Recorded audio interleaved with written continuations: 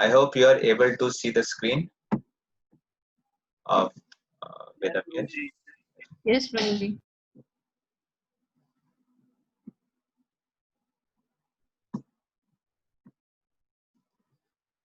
So we had started chapter 3. In the earlier first 2 chapters, we had discussed about, in the chapter 1, we discussed about there are 6 characteristics of devotional service. And what was the subject matter of chapter 2? Can someone quickly say in one line?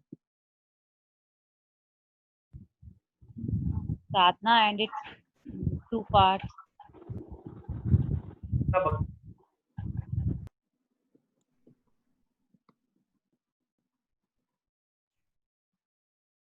So we discussed about sadhana bhakti, and it is of 2 types.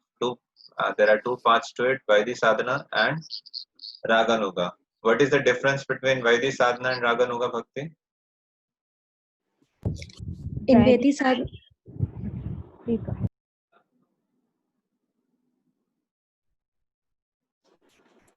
in Vaidhi sadhana bhakti, we practice.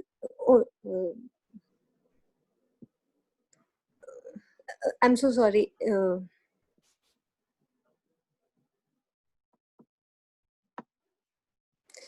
Inspiration कहाँ से मिलता है भक्ति करने का? Spontaneous inspiration होता है रागानुगा भक्ति में, source of inspiration. This is the only difference between sadhana bhakti and Vaidhi bhakti and Raganuga bhakti. Okay. What is the source of inspiration in Vaidhi sadhana bhakti? Spiritual master and shastras. Okay. And then we discussed about then we began chapter 3 in our last session, reading session. And any points that you remember from chapter 3? Please do share one of those points in the group after reading session. Or if you are not sharing, at least write with yourself in your own notebooks. So what was the subject matter? What all we discussed? Just quickly, one point. Characteristics of devotees, 3 Uttama. Someone else, you already spoke. Hare Krishna, Prabhuji. Can I? Yeah. Of devotees. Just one by one. Yeah. Can I say, Prabhuji? Yeah, please go ahead. Yeah, there are 3. We discussed about 3 types of devotees: Uttama Bhakti, Uttama devotees, Madhya Adhikari, and Kanishta Adhikari. Okay, good. So we discussed about 3 categories of devotees.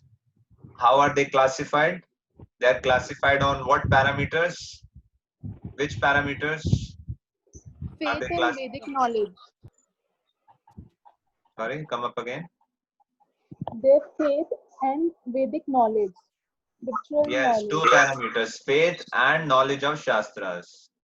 So Uttamadhikari, what are his characteristics? Who is called as an Uttamadhikari? Uttamadhikari has firm faith in scriptures and has strong knowledge.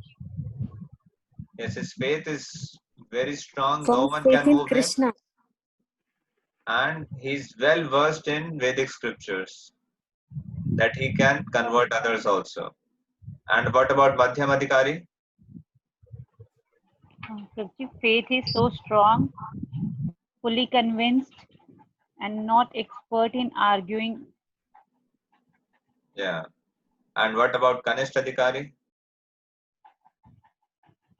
Faith is not so strong, and anyone can shake his faith, and he can't offer arguments due to weak knowledge. Yes.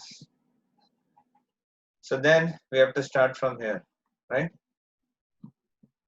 Further classification of the neophyte devotee is made in the Bhagavad Gita. So we have discussed about Uttamadhikari, Madhyamadhikari, and Kanishtadhikari.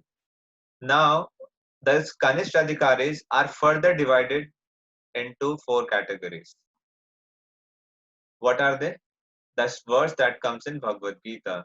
Artho Arthyarthi Jigyasu Jnani. It is stated there that 4 classes of men, namely those who are distressed, Artho, those who are in need of money, Arthat, those who are inquisitive, Jigyasu, and those who are wise, Jnani, begin devotional service and come to the Lord for relief in the matter of their respective self-satisfaction.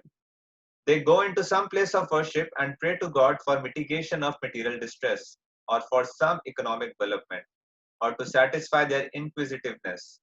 And a wise man who simply realizes the greatness of God is also counted among the neophytes. Such beginners can be elevated to the second class or first class platform if they associate with pure devotees. Now, each of these categories, a specific example has been given. An example of the neophyte class is Maharaj Dhruva. He was in the need of his father's kingdom and therefore engaged himself in devotional service to the Lord. Then, in the end, when he was completely purified, he declined to accept any material benediction from the Lord.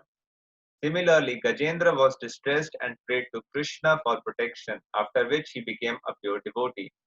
Similarly, Sanak, Sanatan, Sananda, and Sanat Kumar were all in the category of wise, saintly persons, and they were also attracted by devotional service. A similar thing happened to the assemblage in the Naimisharanya forest, headed by the sage Shaunaka. They were inquisitive and were always asking Sut Goswami about Krishna. Thus, they achieved the association of a pure devotee and became pure devotees themselves. So, that is a way of elevating oneself. In whatever condition one may be, if he is fortunate enough to associate with pure devotees, then very quickly he is elevated to the second class or first class platform. These 4 types of devotees have been described in the 7th chapter of Bhagavad Gita, and they have all been accepted as pious. Sukritina, right? That's a word for pious. Without becoming pious, no one can come to devotional service.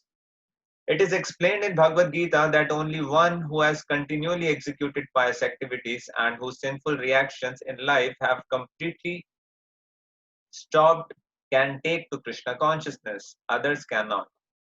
The neophyte devotees are classified into 4 groups: the distressed, those in the need of money, the inquisitive, and the wise, according to their gradations of pious activities. Without pious activities, if a man is in a distressed condition, he becomes an agnostic, a communist, or something like that, because he does not firmly believe in God. He thinks that he can adjust his distressed condition by totally disbelieving in him. Lord Krishna, however, has explained in the Gita that out of these 4 types of neophytes, the one who is wise is very dear to him, because a wise man, if he is attached to Krishna, is not seeking an exchange of material benefits. A wise man who becomes attached to Krishna does not want any return from him, either in the form of relieving distress or in gaining money. This means that from the very beginning, his basic principle of attachment to Krishna is more or less love. Furthermore, due to his wisdom and study of Shastras, he can understand also that Krishna is the Supreme Personality of Godhead. It is confirmed in Bhagavad Gita that after many, many births, when one becomes actually wise, he surrenders unto Vasudeva, knowing perfectly well that Krishna is the origin and cause of all causes.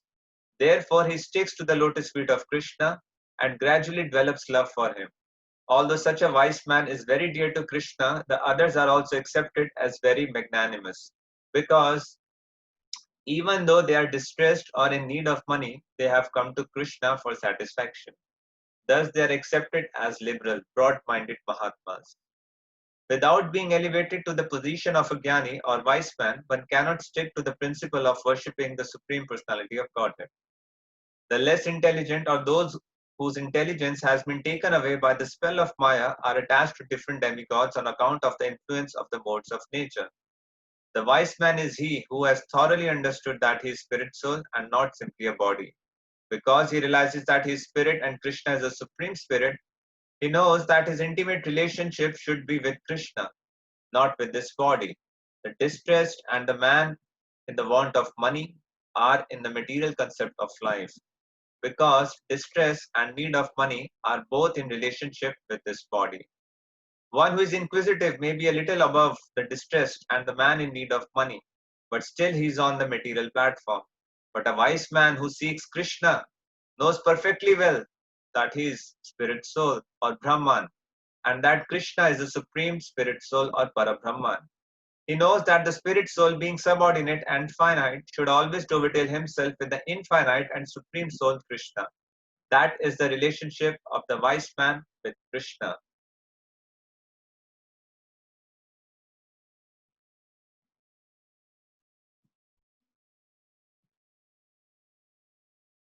Can someone read? Continue reading. Yes. It can be concluded that a person who is freed from the bodily concept of life is an eligible candidate for pure devotional service. It is also confirmed in the Bhagavad Gita that after Brahman realization, when one is freed from material anxieties and can see every living entity on an equal level, he is eligible to enter into devotional service. As stated before, there are kinds of happiness: material, spiritual, devotional.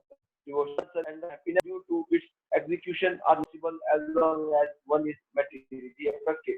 If someone has desire for material enjoyment or for becoming one with the Supreme, these are both considered material concepts because the impersonal spiritual happiness of association and the exchange of loving affairs with the Supreme Personality of Godhead, their ultimate goal is to become one with the Lord. This concept is simply an extension of the material idea. In the material world, everyone is trying to be the topmost head man among all his fellow men or neighbors, communally, socially, or nationally. Everyone is competing to be greater than all others in the material concept of life. This greatness can be extended to the unlimited, so that one actually wants to become one with the greatest of all, the Supreme Lord. This is also a material concept, although maybe a little more advanced. Okay, However, thank you, Prabhu. And someone else can continue. Yes, Prabhuji. May I, Prabhuji? Haribol, Hare Krishna Prabhuji. Sorry, I joined late. Can you tell me which chapter? We are doing chapter 3 of Nectar of Devotion. Okay. Thank you, Prabhuji. Thank you. Thank you. However, the perfect spiritual concept of life is complete knowledge of one's constitutional position, in which one knows enough to dovetail himself in the transcendental loving service of the Lord. One must know that he is finite and that the Lord is infinite. Thus, it is not possible to actually become one with the Lord, even if one aspires for this. It is simply not possible. Therefore, anyone who has any desire or aspiration for satisfying his senses by becoming more and more important, either in material sense or in the spiritual sense, cannot actually relish the really sweet taste of devotional service. Srila Rupa Goswami has therefore compared possessing these bhukti, material and mukti liberation desires with being influenced by the black art of a witch. In both cases, one is in trouble. Bhukti means material enjoyment and mukti means to become freed from material anxiety and to become one with the Lord. These desires are compared to being haunted by ghosts and witches, because while these aspirations for material enjoyment or spiritual oneness with the Supreme remain, no one can relish the actual transcendental taste of devotional service. A pure devotee never cares for devotion. Lord Chaitanya Mahaprabhu prayed to Krishna, "My dear son of Nanda, I don't want any material happiness in the shape of many followers, nor immense opulence in wealth, nor any beautiful wife, nor do I want cessation from material existence. I may take birth many times, one after another, but what I pray from you is that my devotion unto you may always remain unflinching." Okay, thank you. Someone else can continue. Can I read? Yeah. The attention of a pure devotee is so much attracted to glorification of the Lord's pastimes, name, qualities, forms, etc., that the devotee does not care for mukti. Sri Bilva Mangala Thakura has said, If I am engaged in devotional service unto you, my dear Lord, then very easily can I perceive your presence everywhere. And as far as liberation is concerned, I think liberation stands at my door with folded hands, waiting to serve me. To pure devotees, therefore, liberation and spiritual emancipation are not very important things. In this connection, in the third canto of Srimad Bhagavatam, chapter 25, verse 36, Kapila Deva has advised his mother, Devahuti, as follows. My dear mother, my pure devotees are charmed by seeing my different forms, the beauty of my face, the structure of my body, so enchanting. My laughing, my pastime, my glance appear to them so beautiful that their minds are always absorbed in thoughts of me and their lives are dedicated fully unto me. Although such people do not desire any kind of liberation or any kind of material happiness, still I give them a place among my associates in the supreme abode. This evidence from Srimad Bhagavatam gives assurance to the pure devotee of being elevated to association with the Supreme Personality of Godhead. Srila Rupa Goswami remarks in this connection that one who is actually attracted by the beauty of the lotus feet of Sri Krishna or his service, and whose heart by such attraction is always full with transcendental bliss, will naturally never aspire after the liberation which is so valuable to the impersonalists. A similar passage is also there in the third canto, fourth chapter, verse 15 of the same book, wherein Uddhava addresses Lord Krishna and says, My dear Lord, for persons who are engaged in your transcendental loving service, there is nothing worth obtaining from religiousness, economic development, sense gratification, or liberation. Although happiness from these different sources can be very easily had by them. In spite of such facilities, my dear Lord, I do not aspire to achieve any such results. My only prayer is that I may have unflinching faith and devotion unto your lotus feet. Okay, thank you. Someone else can continue. Thank you, Prabhuji. A, a similar passage appears in the third canto, 25th chapter, verse 34, wherein Kapildev instructs his mother and says, My dear mother, devotees whose hearts are always filled in the service of my lotus feet and who are prepared. Prabhuji, please scroll this. To do anything for my satisfaction, especially those fortunate devotees who assemble together to understand my qualities, my pastimes, forms, and thus glorify me congregationally and derive transcendental pleasure therefrom. Never desire become one with me. And what to speak of becoming one with me if they are offered a post like mine in my abode, or opulence like me, or even personal association with me with similar bodily features, they refuse to accept because they are satisfied simply by being engaged in my devotional service. In Srimad Bhagavatam 4th canto 9th chapter verse 10, King Dhruva says, My dear Lord, the transcendental pleasure derived by meditation upon your lotus feet, which is enjoyed by the pure devotees, cannot be approached by the transcendental pleasure derived by the impersonalist through self-realization. So, how can the fruitive workers who at most can aspire to promote to the higher heavenly planets understand you, and how can they be described as enjoying a similar happiness to the devotees' happiness? Okay, thank you. So we were discussing about Kanishtadikari, and there are 4 categories of Kanishtadikari. So before we go into discussion of that, I wanted to ask you, what do you mean by faith? Because faith is one of the important parameters of classification of devotees. Faith and knowledge of Shastras. So, what exactly faith means? Prabhuji, may I? Yeah.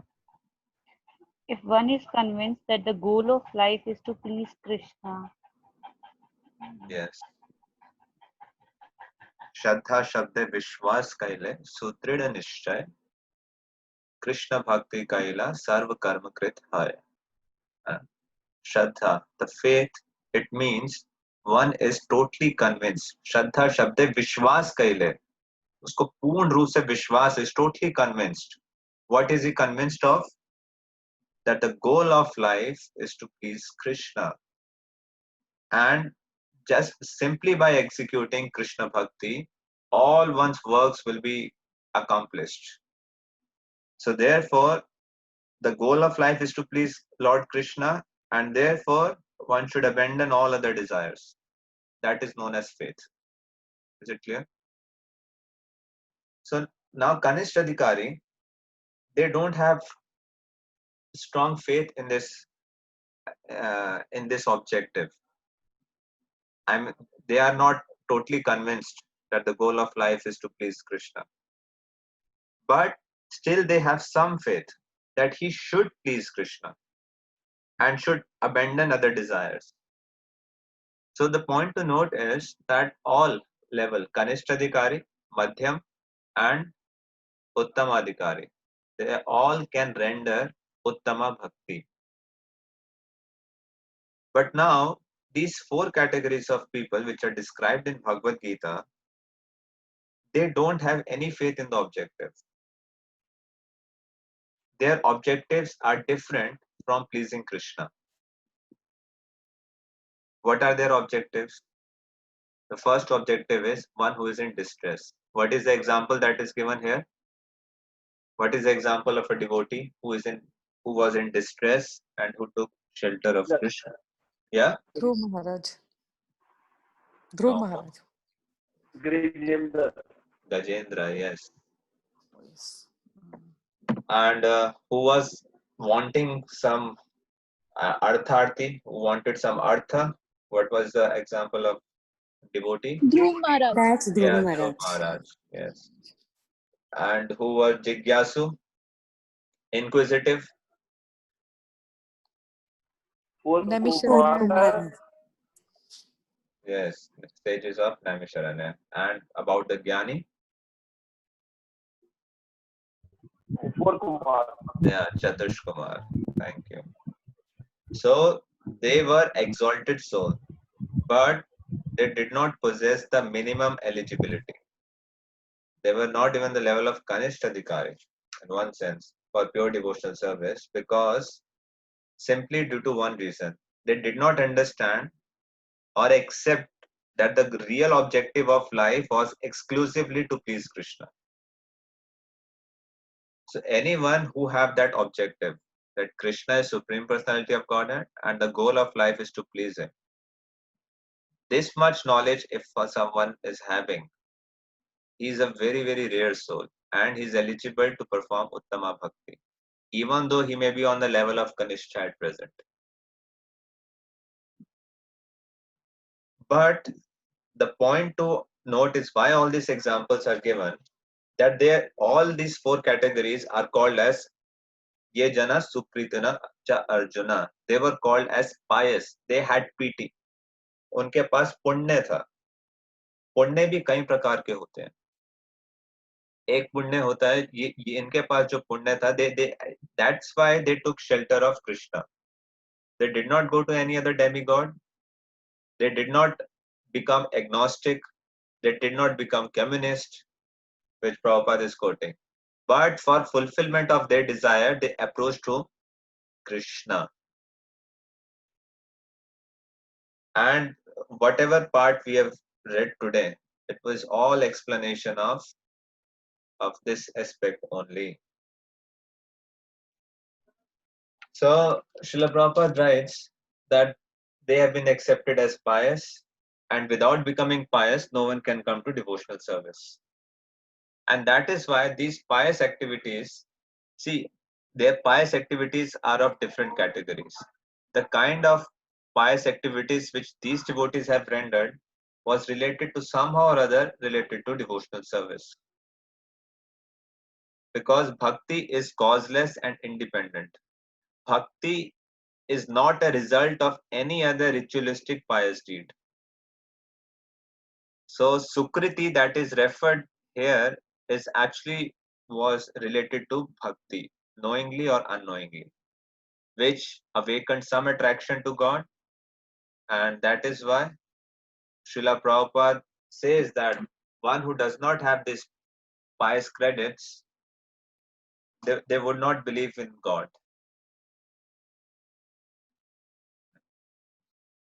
Now, to practice Uttama Bhakti, to practice pure devotional service,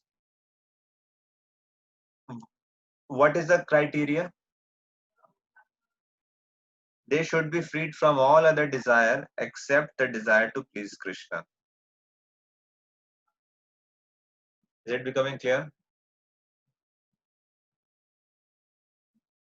Anyone who want to render pure devotional service should be free from all other desires than to please Krishna. Now, what other desires are there? All other desires can be categorized into three parts.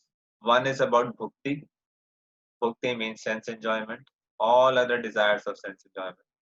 The other desires are mukti, to attain liberation. And the other categories of desire are bhukti, mukti, siddhi, kami, to attain mystic these siddhis, ashta siddhis. So in Chaitanya Charitamrita, there is a verse na, bhukti, mukti, siddhi, kami, sakale ashanta. But the devotee is nishkama, and that's why he is shanta. So anyone who is free from these three desires, at least theoretically he understands that the goal of life is to please Krishna, and therefore I should give up all other source of desire. He is eligible to render pure devotional service. So, and that is why all these desires are compared to a witch, just like we read just a couple of paragraphs above. This is the same actually incident that I'm just forgetting the name of the devotee. When Srila Rupa Goswami and Jeev Goswami were in Vrindavan, and one devotee, very senior devotee, came to meet Srila Rupa Goswami, and he asked Rupa Goswami. He had written one verse, Bhukti Mukti Spriha, and they are equated with Pishachi. And he asked, how come the liberation, how come you have equated liberation with a witch, with a Pishachi?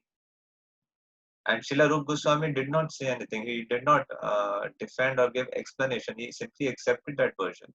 But Jiva Goswami, when Srila Rupa Goswami went away, Jiva Goswami was there. And he had been serving Rupa Goswami. So he responded when Rupa Goswami went away. He said, actually, you did not, if you closely examine this verse, Srila Rupa Goswami has said, Bhukti Mukti Spriha. He has compared the desire for bhukti and mukti to which. He's not comparing liberation with which or pishachi, but having that desire is compared to a witch. And he was very, very impressed by the scholarship of Jeev Goswami and his reply. And therefore he went to Rupa Goswami and very much appreciated Jeev Goswami, that you have such a wonderful person. And when that devotee went away, Srila Rupa Goswami called Jeev Goswami. And he said, you are not qualified to live in Vrindavan. Therefore, you should get out of the Vrindavan. And Srila Jeev Goswami was heartbroken and he went out of Vrindavan. And he was living on the bank of Yamunas in the crocodile holes. And during this time, he composed Shat Sandarbhas. So, I mean, this verse that is coming here, that's why I have to mention it. So, why they are compared to which? Why they are compared to a Pishachi? Can someone say? Having desires for bhukti and mukti,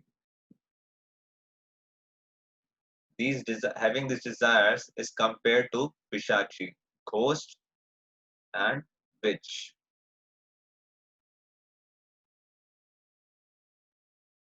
कोई बता सकता है कि इनके साथ specific क्यों तुलना की गई है?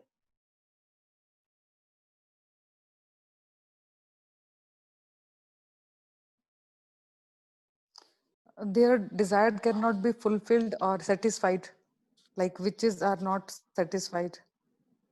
Witches can be satisfied by tantra. Right? You give them what they want, they're satisfied. I hope आपको कभी किसी से पाला ना पड़े, but we have some cases, I know. So it's very tough, but yes, they can be satisfied. They may not be satisfied with sattvic ahar, they need tamoguni ahar. Okay, what else? What are the other reasons? They don't relish the taste of devotional service. So, I mean, why only which then? Is this not going too far away?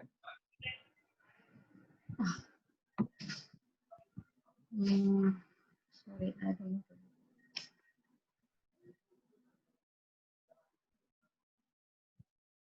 Actually, the material desire to enjoy the material world, they are compared to witches because have you seen, have you have any experience of a person who's haunted by a ghost? I really hope you don't have that experience. But just in case, if you have that experience, you would know that that person who's haunted by ghost is not in control of his own mind and senses. He's forced to do what that ghost within that body dictates that person to do. Even if he wants to act sanely, he would not be able to because he's dictated by a ghost or a witch which is residing in that person's body. And similarly, anyone who is having these desires for bhukti and mukti, they will be haunted by, they will be forced to fulfill those desires. They will be pushed to them. And whatever energy one has in his life, he will utilize that energy. He or she will utilize that time in those fulfilling those desires. And therefore, such a person cannot act on the level of bhakti. And among the two, bhukti, having the desires for bhukti and having the desires for mukti, what do you think is more dangerous? Mukti. Huh? Mukti. Mukti. Why?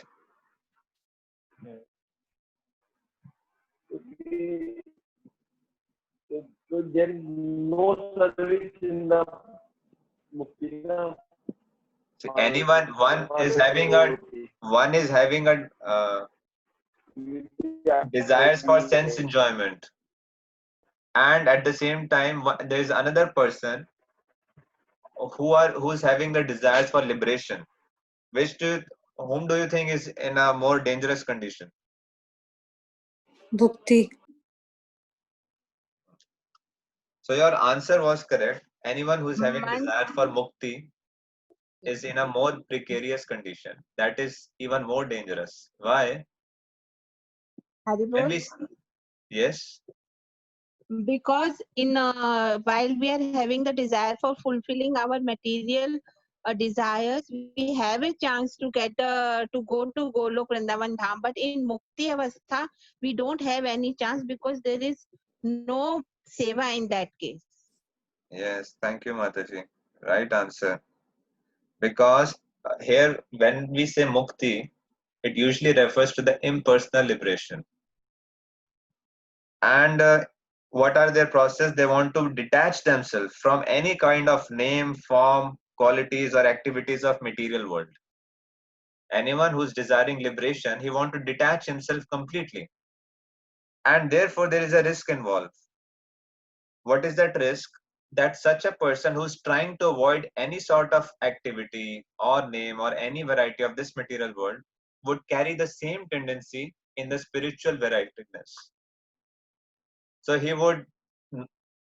he's at much more risk that he would be averse to holy name of Krishna, pastimes of Krishna, qualities of Krishna, thinking that them to be the material. And once one is trapped in that cycle, that is like spiritual suicide. Very, very difficult. His entire spiritual identity is lost. His opportunity to render pure devotional service it's very difficult to come up again until he is blessed by the association of a pure devotee. Right? So, just to summarize this chapter, we discussed that qualification to begin devotional service is devotee's mercy. Only by the causeless mercy of another devotee one can develop the attraction to the Supreme Lord. The qualification to advance in Vaidhi Sadhana Bhakti, it depends upon two things: maturity of one's knowledge and faith in this process of bhakti. Faith in the scriptures, faith in the Guru, and faith in Krishna.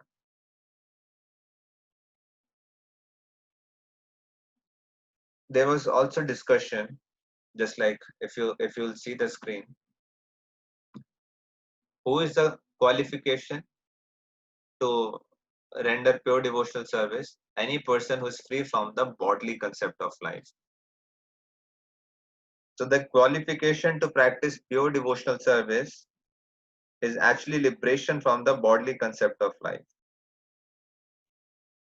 How would one know that one is free from bodily concept of life?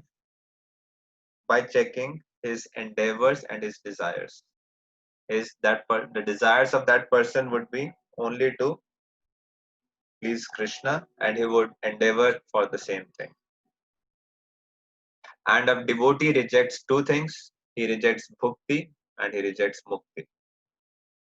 And it is explained in the previous verses that how a person who's practicing bhakti, mukti is automatically achieved. Mukti is like a maid servant following the queen of bhakti. And we read the quotations from Srimad Bhagavatam, which Srila Rupa Goswami quotes here. So a devotee, he is very staunch in rejecting the desires for bhukti and mukti. And through establishing this very principle, it is such a crucial and important principle of spiritual life. Srila Rupa Goswami is protecting all the devotees from the very subtle yet lethal desires for mukti. So now in the next chapter, Srila Rupa Goswami will give all those, compile one after another, one verse after another verse, explaining that how devotional service surpasses all kinds of liberation. That is why he has given so many quotes, and Srila Prabhupada translate the title of the next chapter as Devotional Service Surpasses All Liberation. That means we just don't want to get out of this material world simply because of motivation of that I may get rid of all kinds of dukkha in my life, and Krishna is in the secondary position. कि मैं ये process क्यों accept कर रहा हूँ? क्योंकि मैं अपने जीवन के क्लेशों से और दुख से मुक्ति पाना चाहता हूँ. ये मेरा अगर प्राइम ऑब्जेक्टिव है, प्राइम मोटिवेटर है, तो ये यूजुअली इस मुक्ति के अंतर्गत आता है. उत्तम भक्ति के अंतर्गत काउंट नहीं होता टेक्निकली स्पीकिंग. बट अगर फिर ये भी अगर डिजायर है, चाहे कोई भी डिजायर, अगर आप प्रोसेस स्ट्रांगली फॉलो कर रहे हैं तो प्यूरिफिकेशन होगा और धीरे धीरे कृष्ण प्राइमरी बनेंगे और बाकी सब चीजें बैक सीट ले लेंगे या खत्म हो जाएंगी, then the ultimately the only desire would be to please Krishna. So since we started little late, I just very quickly wanted to show you this one chart and then we'll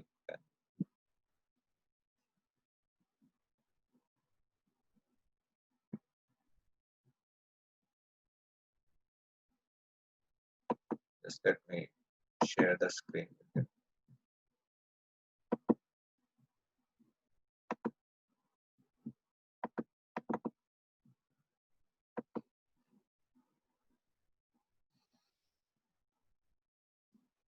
So we discussed about the eligibility. What is the eligibility for accepting devotional service?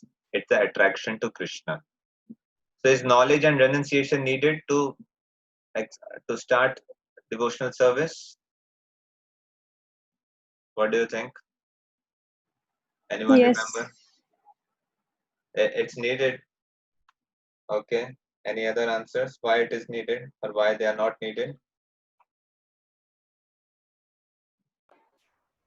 प्रभु जी अगर रेनुंसिएशन होगा तो हम anything can be Krishna की सेवा में कुछ भी लगा सकते हैं. अगर हम बहुत ज्यादा रेनुंसिएशन में बहुत ज्यादा हो जाएगा तो हम सब कुछ नेति करेंगे, सब कुछ छोड़ देंगे, तो वो हमारे लिए ऑब्स्टेकल बन जाएगा कृष्ण की सेवा में. और वो पहले ज्ञान प्राप्त होगा पहले, फिर वैराग्य आएगा. जब मैं ज्ञान ये हो जाएगा कि मैं अपना कृष्ण से संबंध, मैं कौन, कृष्ण कौन और मेरा उनसे संबंध क्या, फिर जो है वैराग्य आएगा. So actually हमें ना रेनुंसिएशन का अलग अलग कॉन्टेक्स्ट में मीनिंग होता है और हमें बहुत बार देखना पड़ता है कि किस कॉन्टेक्स्ट में यूज हुआ है. इस चैप्टर में बिगिनिंग में renunciation simply means detachment. So it is not required to begin. That is not a qualification for devotional service. Because there is a danger that if I renounce, then I would sometimes it act as an obstacle also, because I become detached from all kind of sensual and emotional activities, which are very much required in devotional service to engage our senses and engage our mind and engage our emotions. So they are not I mean they are not ऐसा नहीं है कि कोई renunciation is not a qualification to enter the field of bhakti. If one is renounced, that's okay, but it's not that one who is not renounced, he cannot enter. It's not a deciding parameter. Real renunciation means my only goal and desire is to please Krishna. That is required. So Prabhuji, we can say that also, na, ki, because bhakti is a very simple process, so we don't require anything for doing bhakti. yeah, the only thing that is required is the causeless mercy of a devotee. So, and then we discussed about the grades of eligibility to advance: Uttama Bhakti, Madhyam Bhakti, Madhyam Adhikari, and Kanishta Adhikari. Then we discussed 4 types of Kanishta Adhikari. One is Artho, Arthyarthi, Jigyasu, Jnani. Among those 4, the best is Jnani, because he's more or less he's selfless. He's not coming out of any other material motive. And the impediments to advance in Vaidhi Sadhana Bhakti are desires for Bhukti and Mukti. So this is what we discussed: eligibility, attraction to Krishna service, knowledge and no, it's not a prerequisite, because too much of this makes one's heart hard and emotionless. That's what Srila Prabhupada writes. And what are the different grades of eligibility to advance?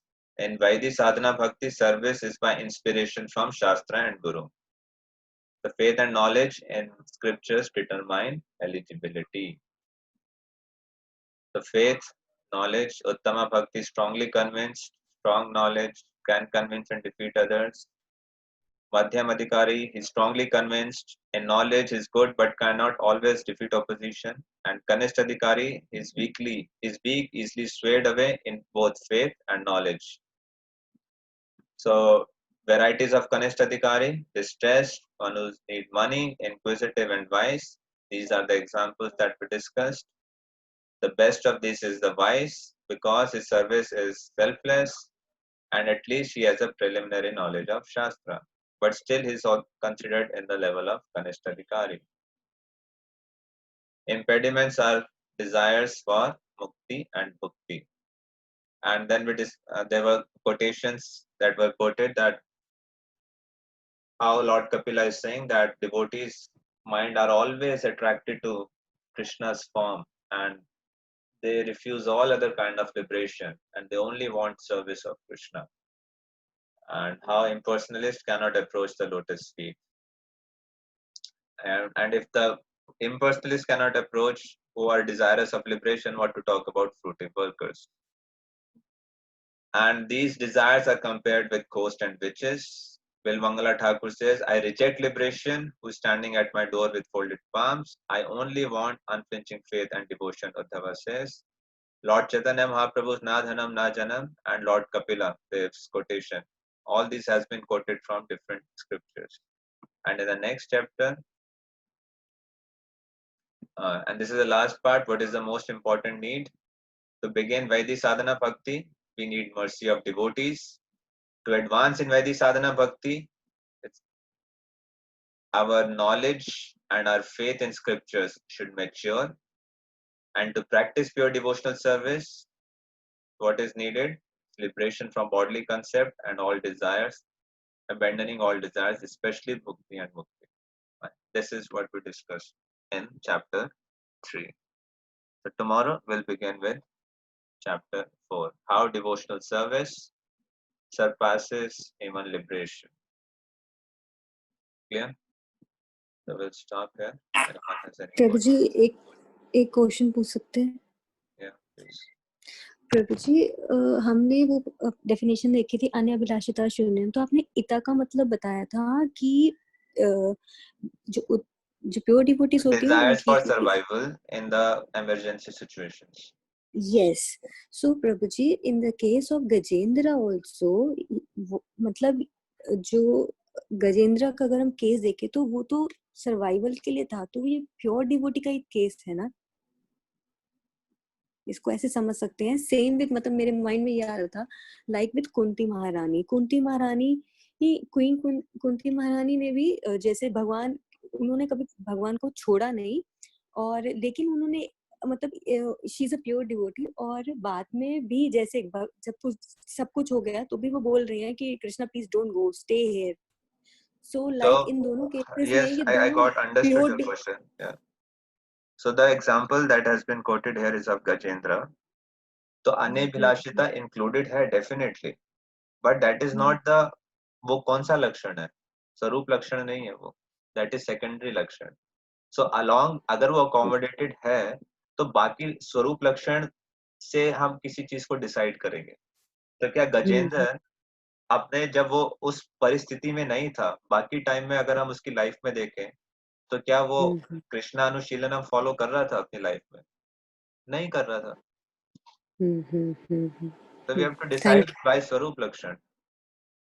तो ये desires तो सबके पास होंगे. I mean, जिस position में वो था doesn't mean कि हर कोई शुद्ध भक्ति के प्लेटफॉर्म पे है.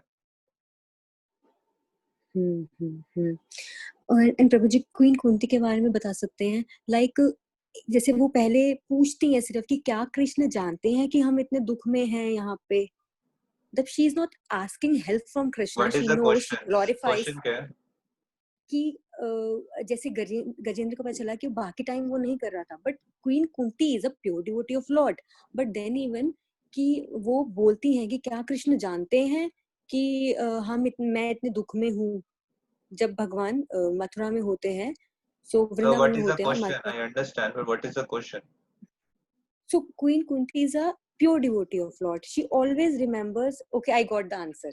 पहले में इसका आंसर है स्वरूप लक्षण. I got the answer. Thank you so much. Thank you. Now understood. I'll be able to Okay. discriminate now. Any other Thank question? you.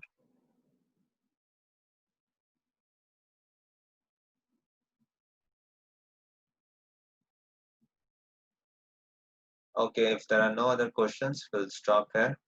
And before closing this session, I would like to encourage you that we begin Chaturmasya, and there will be Purushottam Mas also, and there will be Kartik Mas also that will be coming here. So all of you can take some definite targets in your spiritual life. Until and unless one strongly takes a commitment in one's life or decide or make some targets, the life goes here and haywire. So it's a very auspicious 4-5 months are ahead of you. So take certain targets in your spiritual life on which you would like to work. And since this is a book reading club, I would like to encourage you, take some targets for reading specific books. Don't have to simply depend upon this as Sangha. This should not be our only reading in our life. You can always read more, and you can take vow that in this Chaturmasya I'll complete Srimad Bhagavatam, or I'll complete Chaitanya Charitamrita, or I'll complete any other books that you would like to read. And I would also like to encourage you. You can go and choose with your own friends. You can make your own sangha, 2-3 of you, or any other devotee friends of you. All of you, if you take together this commitment in this next 4 months, I'll complete Srimad Bhagavatam, or I'll start with Chaitanya Charitamrita and I'll complete Chaitanya Charitamrita. And you can create your own personal sangha and can act accordingly. But until and unless one takes a commitment in one's life, then minds eats here and there. There are many devotees in our temple who have taken various commitments, and there are many devotees in the community that I know who takes some aims, who decide on some targets to achieve. So based and we are reading that how faith in Shastra and knowledge of Shastra are so important in these are the deciding criteria of our progress in the devotional service. So think over it, and it has begun only yesterday. So yeah, take some vows, and if need be, make some association of your own friends. Encourage others also in 3, 4, 5 groups. Have some common targets, and all of you can work together.